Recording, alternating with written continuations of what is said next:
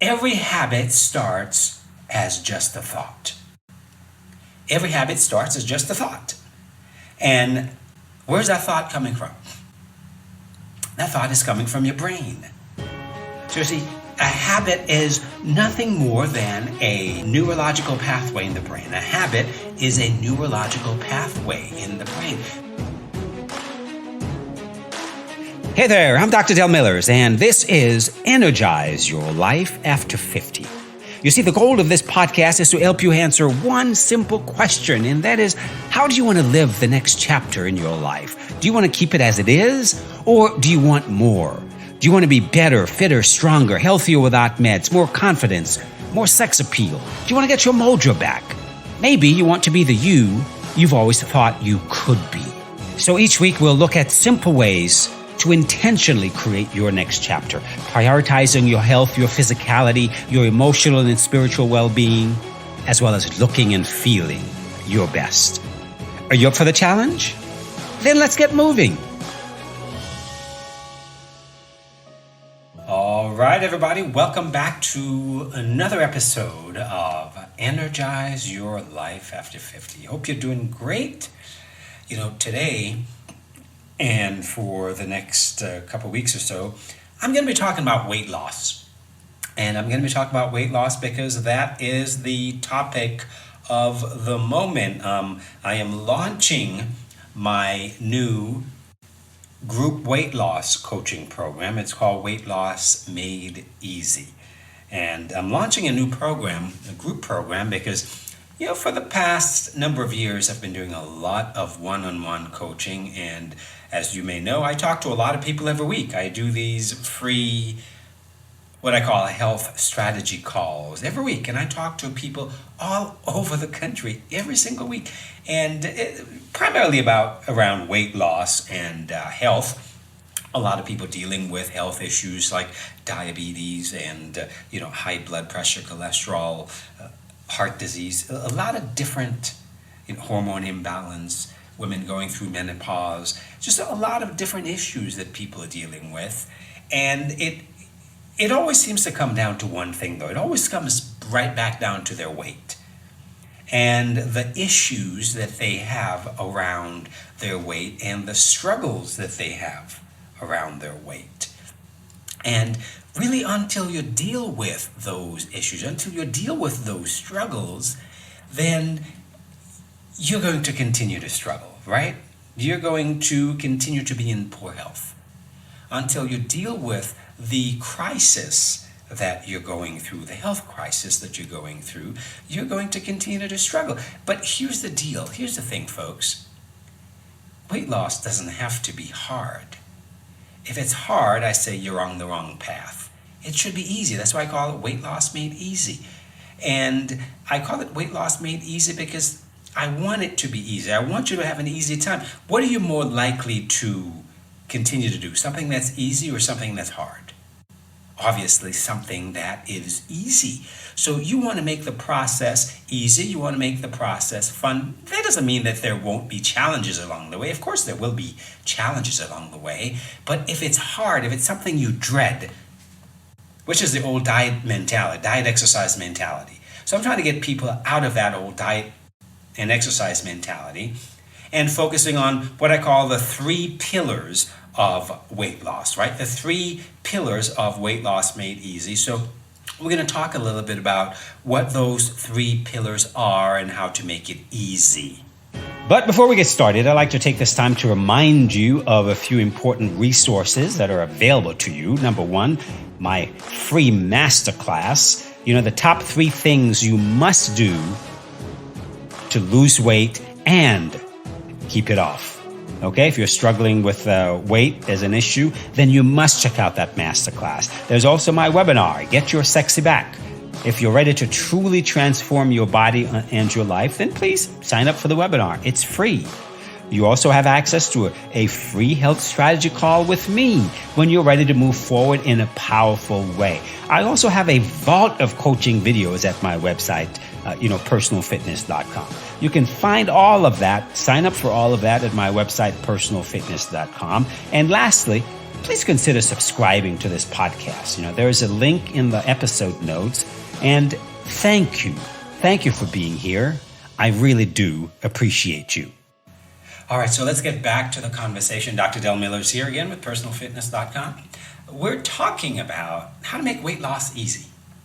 And the 3 pillars of my program, Weight Loss Made Easy. I'm in the stages of finalizing the program. I haven't launched it yet. We'll be launching it maybe in the next couple of weeks. And I developed this program because, like I said, I've been talking to a lot of people every week on my health strategy call. It's a free call I do with people all over the country. And a lot of people just can't afford my private one-on-one coaching fees. And, I understand that. It's not, I can't work with everyone, so I work with those who are ready to make that kind of commitment to transform their lives. It's a life transformation process I take my clients through. So I've developed Weight Loss Made Easy to be a group process that allows people to go through the same kind of process I take my private clients through, with the exception of, you can't get private coaching from me through the group program. It's going to be a group coaching program, right?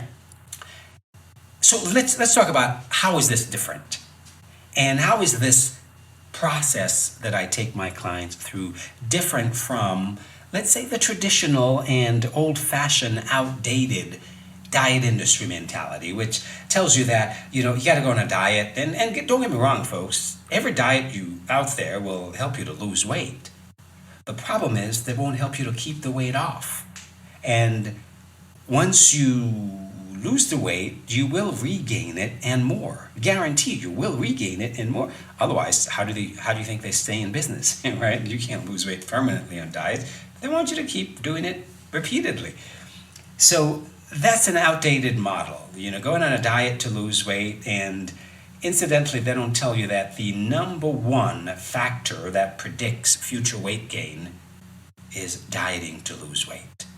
The number one factor that predicts future weight gain is dieting to lose weight. They don't tell you that. These are the kind of things that they don't tell you, but you need to keep that in mind, okay? And diets don't work for the long term. It doesn't help you to keep the weight off because they don't focus on some of the most important things, right? Most people think that losing weight is about diet and exercise. Losing weight might be, but guess what? Keeping the weight off has nothing to do with diet and exercise. It's not diet and exercise. I mean, that's a small part of it. Yes, don't get me wrong. I'm not saying that's not a part of the process. That is part of the process. What you eat is important. What you do is important. But they're not the most important thing, folks. Because here's the thing, right? Every habit starts as just a thought. Every habit starts as just a thought. And where's that thought coming from? That thought is coming from your brain. So you see, a habit is nothing more than a really well done neurological pathway in the brain. A habit is a neurological pathway in the brain. Therefore, to break habits that no longer serve you, I don't like to call them good habits or bad habits, because if you have them, then they served you at one point. That's why they became a habit. Something becomes a habit when you've been doing it repeatedly, and your brain sees that you've been getting a reward from what you do, so it figures, oh, okay, I'll just turn this into a little program called chunking, right? And that's what a habit is. It's just a little program in your brain. A habit is a little program in your brain. So that's why when people try to change their habits using willpower, of course you're going to fail. Because you're not going to be able to change your brain using willpower. Hello, come on. You can't change your brain using willpower, right? Your biology is working against you. And I always like to say that biology beats willpower every single day. Remember that one. Biology beats willpower every single day. So you can't use willpower to change habits. It doesn't work that way. You need to learn how to change your biology. You need to learn how to change that neurological pathway that your brain has created around that particular habit, right? So I said that every habit starts as just a thought. And a thought is, that habit becomes an imprint on your brain. If you do it long enough, your brain will develop a pathway for it so that when it's triggered, it just goes right to that program. Your brain doesn't want to deal with all these daily minutiae of things you do regularly, right? It doesn't want to deal with all that. It saves itself for the interesting things that are new and novel. So the things that you do repeatedly, it just develops programs around them. That's what we call habits, which makes it easy for us because we don't have to think about you don't have to think about brushing your teeth. You don't have to think about tying your shoelace. They're already habits. They're programs you develop. You develop programs around how you get dressed, how you drive, how you ride a bike. Imagine if you had to relearn all of these things every time you wanted to do them. Would be a pain in the butt, wouldn't it? So you should be thankful that your brain creates little habit programs around all these things that we do. But the downside is your brain can't tell the difference between good or bad. There's no good or bad. There's no right or wrong with your brain. It just does what you tell it to do. It's just a computer. It does what you tell it to do. Right? So all these all these habits that no longer serve you, well, they served you at one point because you see your brain is reward centered. Your brain is reward centered. Your brain always looks for a reward.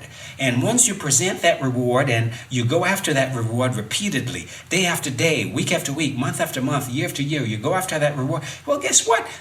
Your brain thinks that that's important to you. So it develops a program around that action that you do, around that thing that you do, whatever the habit is. Whatever the routine is, it develops a program around that routine leading to that reward that you program it to go towards, right? This is how the process works, folks. So that's why creating lasting change is an internal out process. It's an inside out process. You need to focus on the inside, the internal first, because that is where things start. Every habit starts as a thought. It starts as an imprint in your brain. That's where it lives. So you try to change a habit by focusing on what you do, by focusing on your actions, what you eat, and how you exercise. Those are actions. Those are the external things. But those things are controlled by, a thought, right? What you do is controlled by how you feel and an emotion, right? An emotion is a sensation that comes from the brain. And what you feel, and that emotion is controlled by a thought, something you're thinking, which comes from your brain. So you see, all of this process start and end in your brain. And we're out here trying to create change in the physical world. We're out here trying to change our actions. Well, you can't change your actions without first changing the feelings and the thoughts associated with those actions. Because you might try to change the actions, but the feelings and the emotions and the thoughts are still wired in the brain. Those are already programmed there. That thought has already become an imprint on your brain. Therefore, in order to change that habit, you must change that circuitry. Right? You must change that brain circuitry. You must rewire the brain. You must replace that thought. You must replace the thought-emotion cycle that leads to the action result. Action leads to result, but all that action is controlled by emotions, which are controlled by thoughts. All of those are internal things that come from the brain. So the difference between, weight loss made easy and traditional, outdated theories of diet and exercise, how to lose weight permanently, is that we focus on the internal processes. I teach my clients to focus on, how do you create internal change? Because you need to create those internal changes before you can create the external change. Right? Our choices are driven by our feelings. Our feelings are driven by what we're thinking.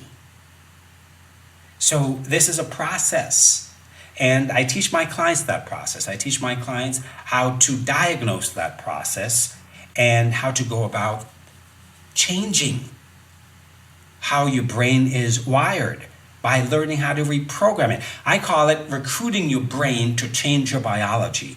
And that is what leads to permanent weight loss, right? You have to learn how to recruit your brain to change your biology, because weight loss is a biological process. You need to change your biology, but you can't change your biology until you rewire your brain. That is how they work together. So it's a brain-based process. It's not a willpower-based process. It's not a diet and exercise-based process. You do diet and exercise, you're going to lose every time, because you're not changing what is controlling the choices that you're making. Very important. So let me address just now the first pillar of Weight Loss Made Easier.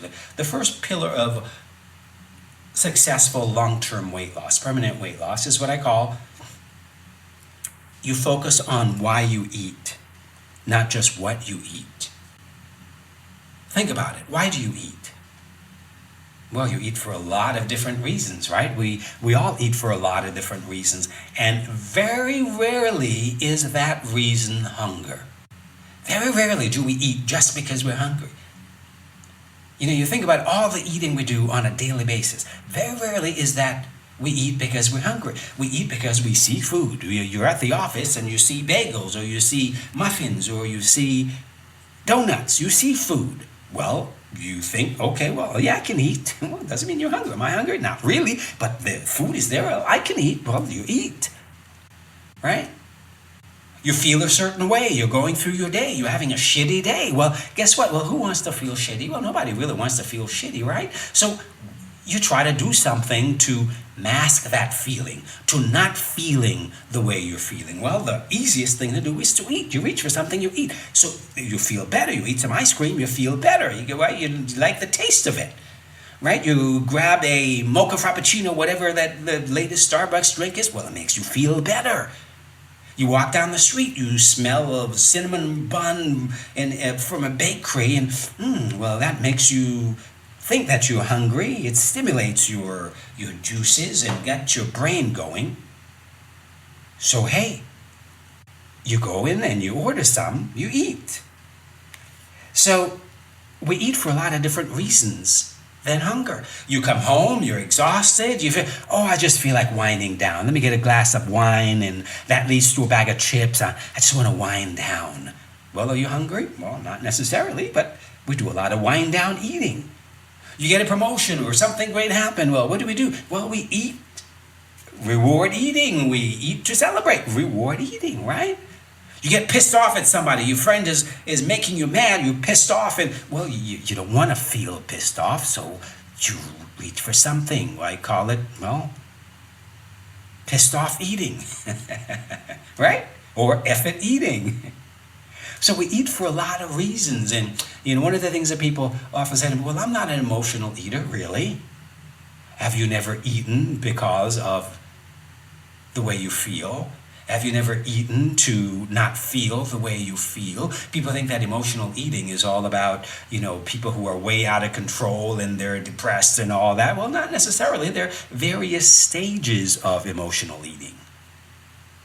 And it starts as early as childhood. Believe me, I watch my kids eat, and I try to break the cycles of what they do, because every time they sit down to watch television, well, here comes the popcorn, here comes the bowl of chips, right? And those are the habits we developed from childhood.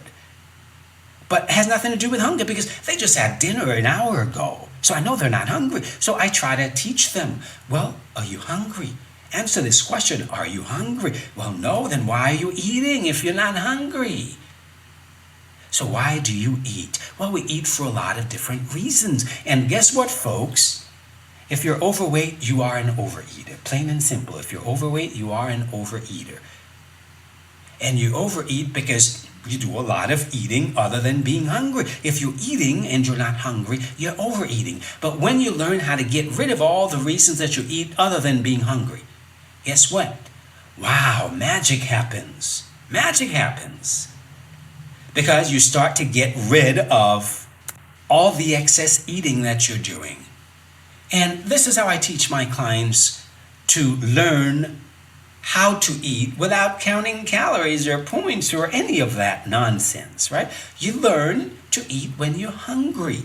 And if you're not hungry, well, you learn to feel your feelings. You learn to deal with whatever is coming up. Because guess what? Once you take away the food, then the emotion is still there. You're going to have to deal with that eventually. So I teach my clients how to deal with whatever is coming up without turning the food. We learn new coping mechanism, new ways of coping without the food. You take away the food and you learn to deal with whatever shows up.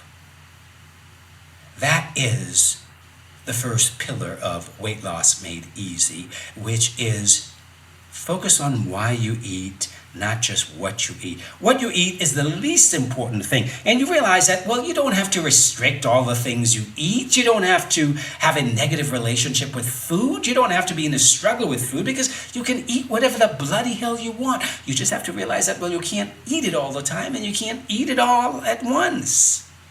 But once you realize that, you change your whole relationship with food. You change your whole perspective. And you no longer have to struggle. You no longer have to deprive yourself. You no longer have to go through your day depriving yourself of the things you love to eat. Because you plan them. You plan to eat them. And as long as you do it consciously, and as long as you choose what you do, I call it the conscious eating method. That's what I teach my clients, the conscious eating method. Right? You learn to eat when you're hungry. You learn when you've had enough. You learn to make choices. You learn to make basic substitutions. You learn to become 1% better every day. You focus on one habit each day instead of trying to follow a meal plan and follow a workout plan and all of this nonsense that guarantee in about 2 to 3 weeks you will stop. Because that's what I used to do. I used to put my clients on meal plan and workout plans and almost guaranteed in about 3 weeks, every single one of them will fall off. So, those kinds of things are what sets you up to fail. But you learn to focus on why you eat and get rid of all the reasons why you eat other than hunger. And when you're able to do that, folks, that is where the magic happens. That is where you will start to lose weight. And guess what?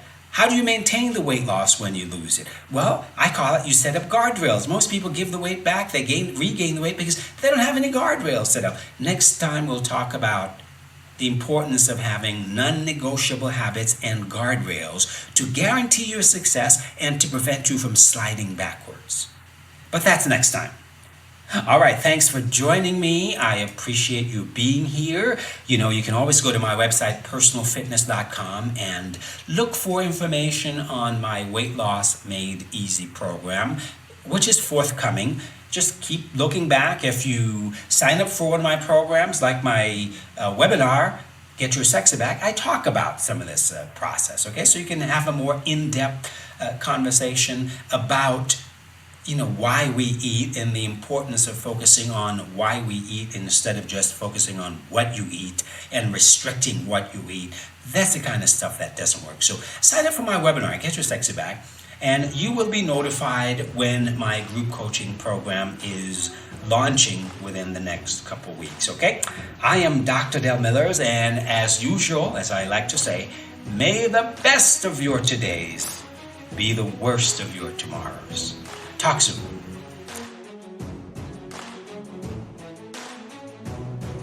You've been listening to Energize Your Life After 50 with me, your host, Dr. Del Millers.